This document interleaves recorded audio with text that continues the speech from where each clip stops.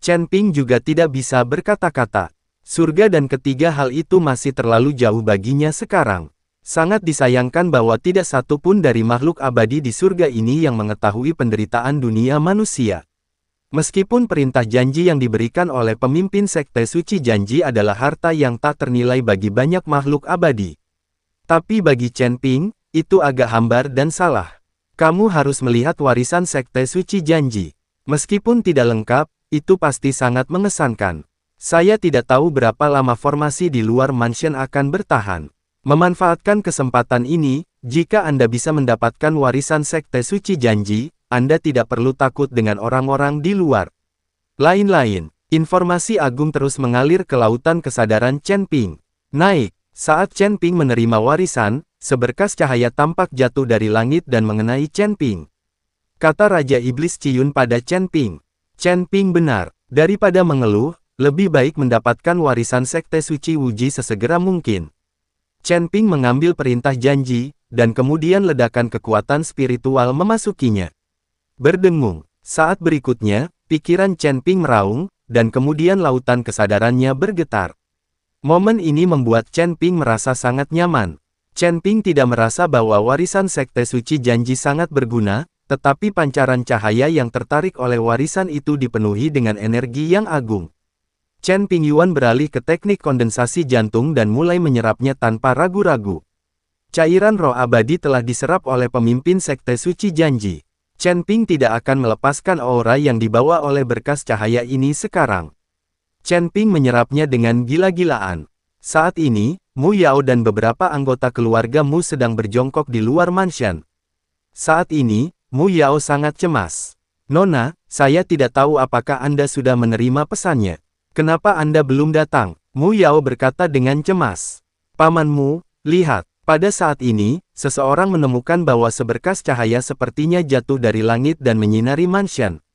Mu Yao melihat ke arah cahaya, ekspresinya menjadi semakin serius. Aku ingin tahu petualangan macam apa yang akan dialami anak ini di dalam. Aura dalam pancaran cahaya ini sangat kuat. Mungkin dia sedang menyerap warisan sihir abadi. Kita tidak bisa menunggu lebih lama lagi. Aku akan mencari wanita tertua. Kalian berjaga-jaga. Begitu Chen Ping keluar, jangan memaksakan diri dan beritahu aku. Mu Yao tidak bisa menunggu lebih lama lagi. Tapi dia tidak bisa menghancurkan formasi mansion sekarang, jadi dia hanya bisa menunggu Mu Naiyi datang. Sekarang Mu Naiyi sudah lama tidak muncul, Mu Yao menjadi cemas. Dimengerti, beberapa anggota keluarga Mu mengangguk. Baru setelah itu Mu Yao pergi menemui Mu Naiyi dengan pikiran tenang. Jika dia menunggu Chen Ping menyerap warisan sihir abadi, itu akan terlambat. Ketika Mu Yao sedang mencari Mu Naiyi telah kembali ke aula utama sekte. Di sini, Mu Naiyi bertemu Binglu dan lainnya, yang sedang menunggu Chen Ping di sini. Karena Mu Naiyi secara pribadi membunuh beberapa orang suci sebelumnya, sekarang Binglu dan yang lainnya sangat membenci Mu Naiyi. Lan Yingying juga memelototi Mu Naiyi. Sebagai tetua istana Guanghan, dia benar-benar menyerang orang suci istana Guanghan dengan sangat kejam, dia pantas mendapatkannya. Kalian, ikuti aku sekarang. Mu Naiyi melirik Binglu dan yang lainnya dan berkata, tak seorang pun dari Binglu dan yang lainnya berbicara, mereka semua menatap Mu Naiyi. Apakah kamu tidak mendengar? Aku memerintahkanmu sebagai penatua. Mu Naiyi berkata dengan dingin. Bah, kamu membunuh begitu banyak saudara perempuan kami dan kamu masih ingin memerintahkan kami. Kamu bukan lagi tetua istana Guanghan. Binglu meludahi Mu Naiyi dengan keras. Mu Naiyi tidak marah, dan masih berkata dengan dingin, ikutlah denganku, dan aku akan mengampuni nyawamu. Jika kamu membiarkan aku melakukannya, kamu tahu konsekuensinya. Mu Naiyi berada di puncak alam kesengsaraan, dan Binglu serta yang lainnya bukanlah tandingannya sama sekali. Tapi Binglu dan yang lainnya tidak takut sama sekali. Jika kamu bisa, bunuh kami. Bahkan jika kamu mati, kami tidak akan mengikutimu. Setelah Binglu selesai berbicara, dia memegang Frost Sword di tangannya dan memasang postur putus asa. Semua orang juga memamerkan pedang es mereka. Melihat adegan ini, Mu Naiyi mengangkat sudut mulutnya, hal-hal yang melebih-lebihkan kemampuan diri sendiri. Setelah mengatakan itu, nafas ngeri tiba-tiba keluar dari tubuhnya. Nafas ini seperti badai, yang langsung membuat Binglu dan yang lainnya kewalahan. Jangankan mengambil tindakan, mereka bahkan mungkin tidak bisa bergerak satu langkah pun sekarang. Bagaimanapun, perbedaan kekuatannya terlalu besar, dan aura yang dikeluarkan Mu Naiyi sungguh tak tertahankan bagi mereka. Mereka bukanlah Chen Ping yang bisa melompati dan bertarung. Tepat ketika Binglu dan yang lainnya kewalahan dan berlutut, hembusan udara tiba-tiba datang dari belakang, menyebabkan Binglu dan yang lainnya langsung rileks. Mengapa Nonamu sangat marah? Ouyang Zhenhua datang perlahan bersama para biksu. Ouyang Zhenhua lah yang baru saja menyelamatkan Binglu dan yang lainnya. Ketika Mu Naiyi melihat Ouyang Zhenhua, dia hanya bisa mengerutkan kening dan berkata, "Siapa kamu?" "Saya adalah kepala keluarga Ouyang, Ouyang Zhenhua," kata Ouyang Zhenhua dengan sopan. Ketika Mu Naiyi mendengar ini, dia mendengus dingin, "Apakah keluarga Ouyang berani mencampuri urusan keluargamu kita? Terlebih lagi, kamu hanya berada di alam kesengsaraan tingkat 9, dan kamu ingin menantangku." "Aku tidak berani. Hanya saja gadis-gadis ini telah menyelamatkan hidup kita, jadi aku tetap meminta Nonamu untuk menunjukkan kebaikanmu." Ouyang Zhenhua tahu bahwa dia bukan tandingan Mu Naiyi, dan dia tidak ingin bertarung dengan Mu Naiyi. "Bagaimana jika aku bersikeras untuk membawanya pergi?" Mu Naiyi berkata dengan jijik di matanya.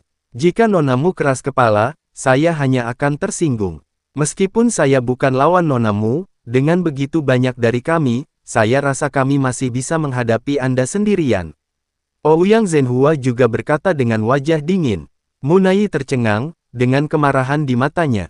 Tapi Ouyang Zhenhua benar, jika orang-orang ini berkumpul, Mu Naiyi tidak akan mampu mengatasinya. Tapi dia tidak bisa membiarkan Binglu dan yang lainnya pergi. Jika dia melepaskan mereka, akan sulit menemukan mereka. Mu Naiyi berada dalam situasi yang sulit dan tidak tahu harus berbuat apa untuk sementara waktu.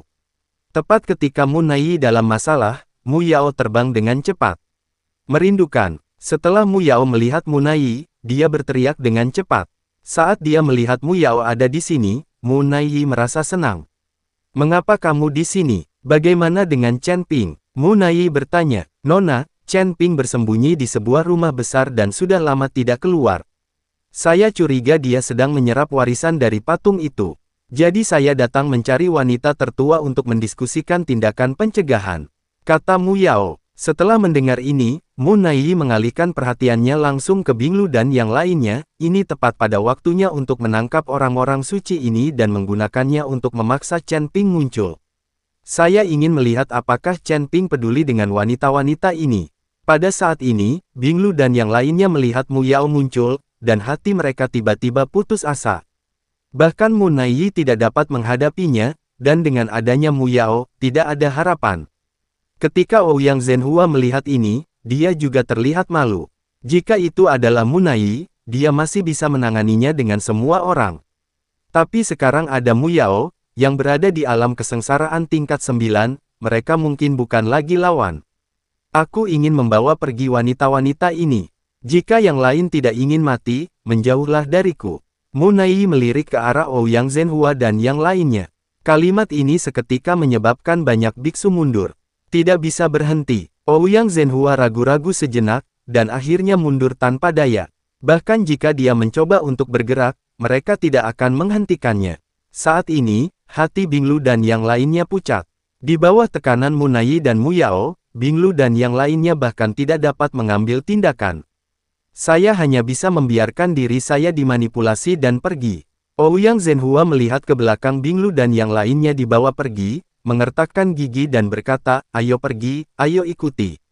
Di dalam mansion, mata Chen Ping tertutup rapat, pakaiannya melotot, dan aura mengerikan terus-menerus meletus. Segera setelah itu, Chen Ping tiba-tiba membuka matanya, dan cahaya keemasan tiba-tiba muncul di tubuhnya, seperti gunung berapi yang meletus. Bangkit dari langit, kemanapun cahaya keemasan lewat, semuanya berubah menjadi puing-puing. Bahkan formasi mansion pun menghilang dalam sekejap di bawah aura kekerasan ini.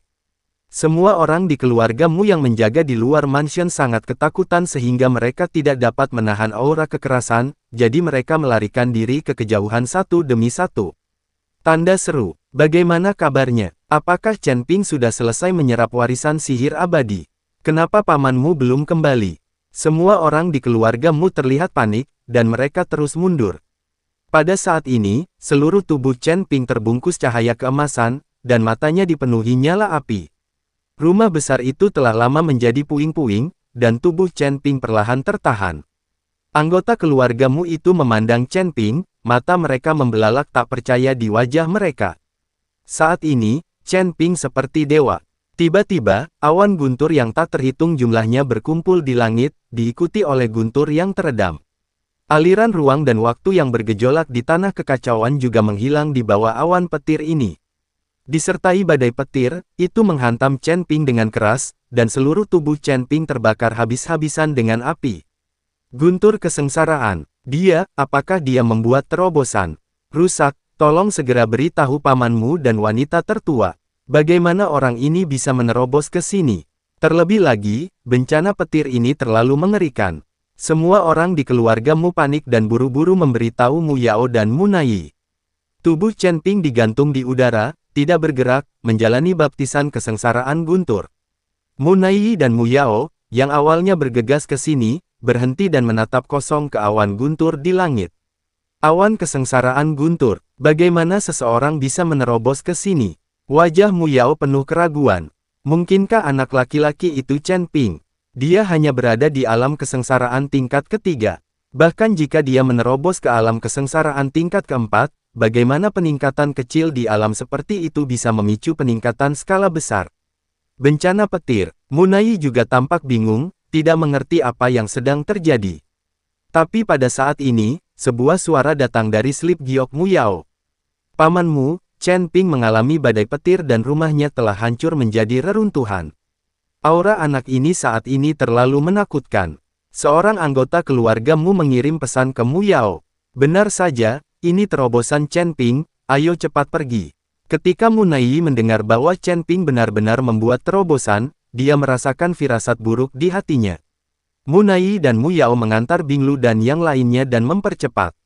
Mereka berharap untuk tiba sebelum Chen Ping berhasil melewati kesengsaraan. Dengan cara ini, mungkin ada peluang untuk mencegah Chen Ping meningkatkan wilayahnya, atau bahkan membuatnya gagal mengatasi kesengsaraan dan mati dalam kesengsaraan guntur. Pada saat ini, serangkaian sambaran petir menyambar Chen Ping, tetapi Chen Ping tidak memiliki ekspresi di wajahnya. Kesengsaraan guntur ke-8 terjadi. Peningkatan tingkat kecil sebenarnya menyebabkan 8 kesengsaraan guntur. Menakutkan sekali. Pantas saja dia berani melawan wanita tertua. Aliansi penyegel iblis memberikan persembahan 100 tahun. Tampaknya ini benar-benar merupakan tinjauan ke masa depan. Orang ini sangat sulit untuk dihadapi. Anggota keluarga Mu terkejut melihat Chen Ping berdiri diam di tengah guntur dan bencana. Nak, aku tidak akan membiarkanmu berhasil mengatasi kesengsaraan. Pada saat ini, sosok tiba-tiba muncul, dan Mu Yao menembakkan naga api, langsung menuju Chen Ping. Saat naga api tiba di depan Chen Ping, badai petir lainnya terjadi. Gemuruh. Bencana guntur ini langsung menyebabkan naga api yang ditembakkan oleh Mu Yao menghilang, dan di bawah bencana guntur ini, Chen Ping berhasil dipromosikan ke alam melampaui kesengsaraan tingkat keempat. Pada saat ini, tubuh Chen Ping dikelilingi oleh cahaya keemasan, dan dia memandang Mu Yao dengan dingin seperti semut. Awan guntur menghilang, dan turbulensi ruang waktu muncul lagi di langit.